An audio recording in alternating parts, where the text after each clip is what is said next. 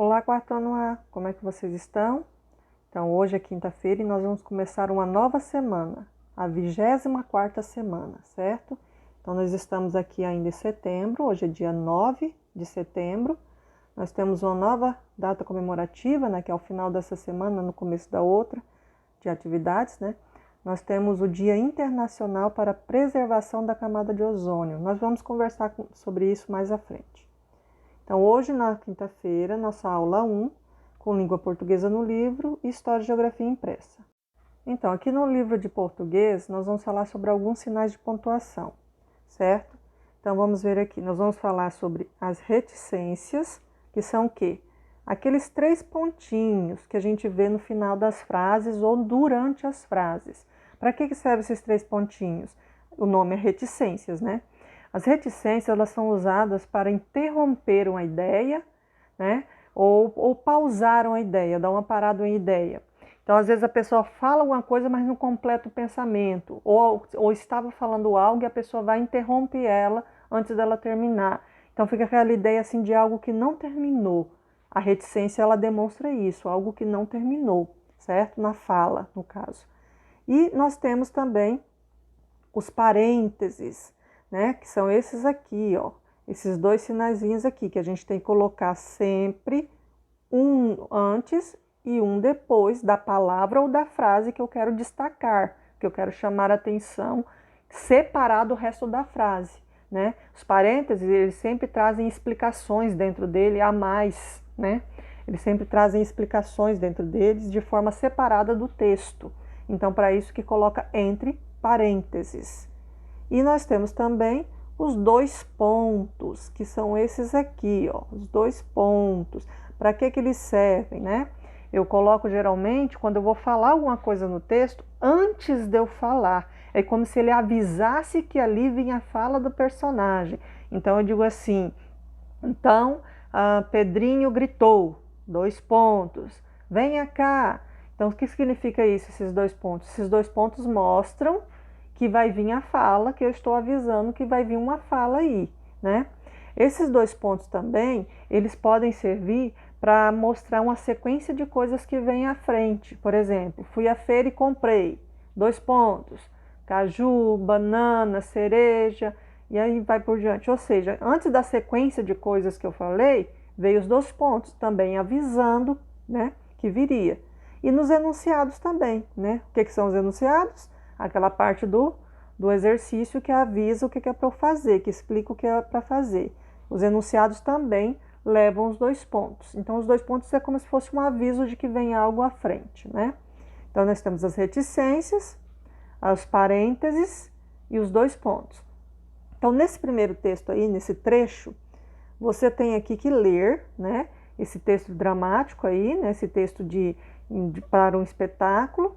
Então, você vai ler a Emília, o Pedrinho e a Narizinho conversando entre eles. Observe que quando eles estão conversando aqui, ó, vai ter um pedaço no finalzinho que a Emília está falando e de repente ela é cortada. Quer dizer, ela não termina de falar porque o Pedrinho, olha aqui ó, na rubrica, tá vendo? Lembra o que é rubrica? Rubrica nos textos de teatro, novela, né? Os textos dramáticos. A rubrica ela vem entre parênteses explicando como a pessoa faz a encenação, né? O que ela está fazendo. Então, aí está explicando que o Pedrinho interrompeu a Emília, certo? Então, essa interrupção, você observa aí, ó, que ela vem sendo demonstrada pelas reticências, né? Ela cortou o pensamento da Emília.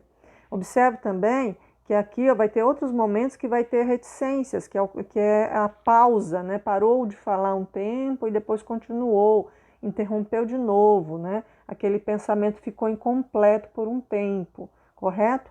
Você vai ver também que tem outros, né?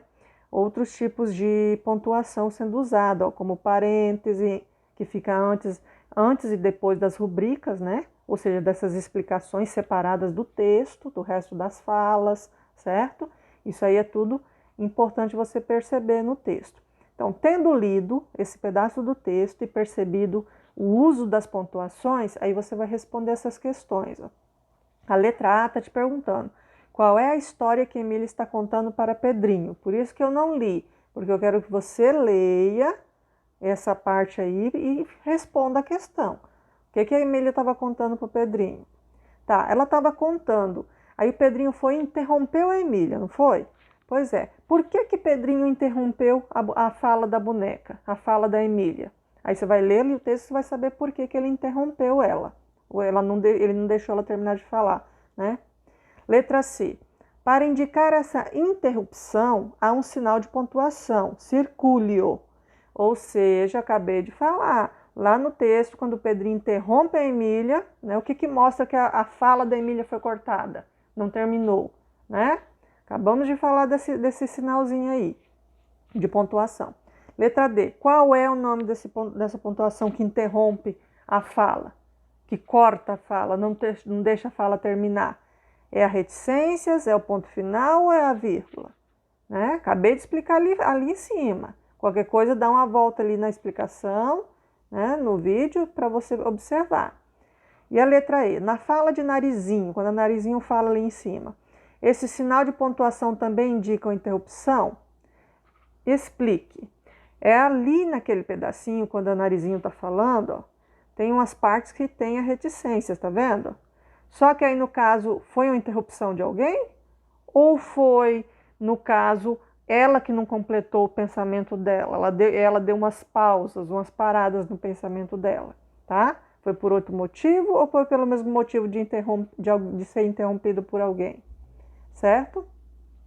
Letra F. O que é possível concluir sobre os efeitos das reticências? Ou seja, está perguntando para que serve a reticências. Eu acabei de falar, né? Para que aqueles 3 pontinhos, né? Para que eles servem dentro de uma fala, dentro de um texto, ok? Aí acabei de falar, volta lá o vídeo, né? Onde eu estava falando sobre o texto.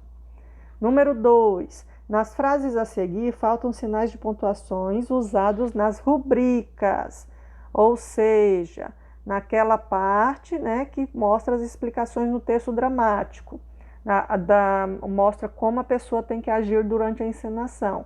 Essas rubricas, esses pedacinhos, né, escrito como a pessoa está agindo na encenação, elas vêm separadas do texto, não é isso?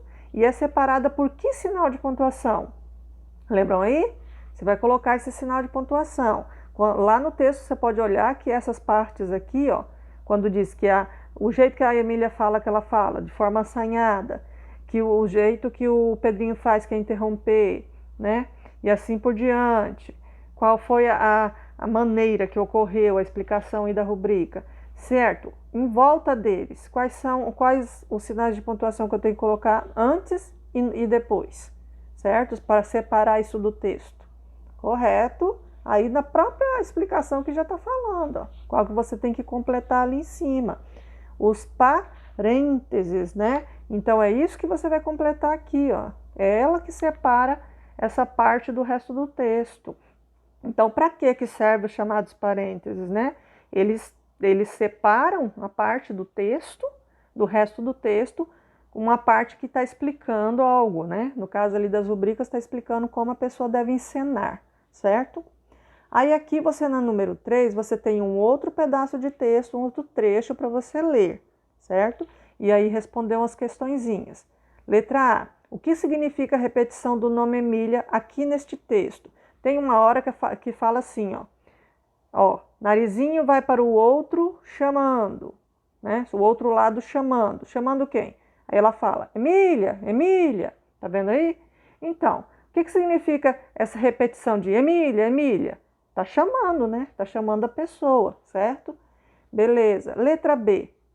Circule o sinal que vem depois da palavra chamando. Beleza. E aqui na palavra chamando tem um sinal depois. Qual é? Já viu ali, né? Pois é, são os 2 pontos. Beleza. Letra C. O sinal de pontuação que você circulou, os 2 pontos, né? É chamado de 2 pontos. Nesse trecho, os 2 pontos indicam. Com esse local onde os 2 pontos estão aqui, né? Depois da palavra chamando ali. Ele indica, avisa, né, que alguém vai falar ou que alguém terminou de falar, certo? Acabamos de conversar sobre a importância dos 2 pontos, qual é o papel dele, qual é a função, ok? Então, esses são os exercícios, tá? Qualquer coisa, volta no comecinho do vídeo, onde eu estou explicando de novo antes de entrar na atividade, que aí você vai entender bem, ok?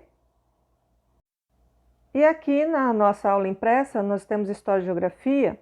Nós vamos falar, no livro de vocês, nós vamos começar a falar sobre os mapas, né? E nós já vimos um pouco sobre os planisférios, né? Lembram disso? Mapa do Brasil, regiões.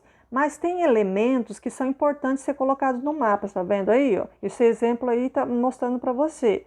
Sempre o mapa, ele tem que ter esses elementos. É muito importante que ele tenha um título, que é o assunto sobre o que o mapa é. No caso aqui seria as grandes regiões, as regiões que a gente já estudou. Ele tem que ter uma legenda. O que é a parte da legenda? É a parte que explica, né, quais são os símbolos que estão indo ali no mapa, correto?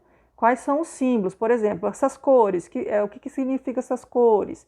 Se tiver algum desenho, o que esse desenho significa? Então a legenda ela explica isso aí pra gente, certo? Outra coisa importante no mapa é a orientação. Lembra das rosas dos ventos, que mostra o norte, sul, leste, oeste? Para eu saber direito qual é a posição do meu mapa aí. Para isso, pode vir aquela rosa dos ventos, lembram dela? A rosa dos ventos. Ou pode vir só mostrando, igual tá aqui, né? O norte. Porque se mostra que o norte é para cá, eu já sei quais são os pontos que ficam nos outros locais. Então é importante vir a orientação. A escala, que nada mais é o quantas vezes eu reduzi o tamanho real, né? Real, para poder caber no mapa aí no papel.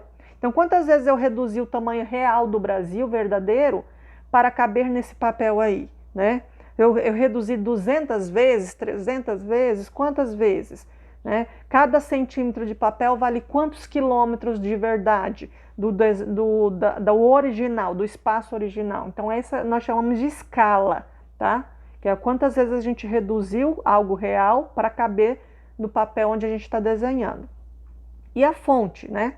Que é onde eu colhi essa informação, onde é que eu busquei, de onde veio essa informação aí que está no mapa, certo? Então isso daí que você está vendo são os elementos básicos, os elementos principais que eu tenho que ter no mapa para eu poder ler ele direito e entendê-lo. Aí você tem um texto que explica melhor o que eu estou falando, né? É importantíssimo você ler sobre o título, a legenda, a escala, orientação e fonte, tá? Leia com atenção. E aí você tem uma atividade para fazer, tá? A número 1 é um relacionar colunas. Você vai relacionar essa parte da coluna aqui de cima com aqui, né? A qual tiver relacionada, por exemplo, ao título, você vai colocar a letra A. Qual tiver relacionada à escala, você vai colocar a letra B e assim por diante, tá? E o caça-palavras aqui, você vai procurar as palavras que estão grifadas, ou seja, sublinhadas aqui deste lado. Todas as palavras que estão sublinhadas, você vai procurar aqui no caça-palavras. Só uma dica para vocês. Muitas das palavras que estão aqui grifadas estão no caça-palavra de trás para frente, tá? Por exemplo, aqui eu tenho, ó, símbolo. Tá vendo aqui, ó? Deixa eu melhorar isso aqui. Símbolo, tá vendo? Ele tá de trás para frente, começou por aqui, indo para lá, tá vendo? Tá de trás para frente. Então, mas não são todas, mas a maioria. E a número 3, você vai fazer o que estava igual esse mapa aqui, ó. Você vai fazer como no exemplo aqui do mapa, tá? Você vai identificar para mim qual é o título aí, qual é a legenda, qual é a fonte, qual é a escala e qual é a orientação. E vai escrever para mim cada elemento aí, qual é qual. Por exemplo, esse aqui que está explicando as cores. Ele é o título, ele é a legenda, ele é a escala. Aí você vai escrever aqui para mim o que ele é. E assim por diante nos outros, ok? Por hoje é só, até a próxima.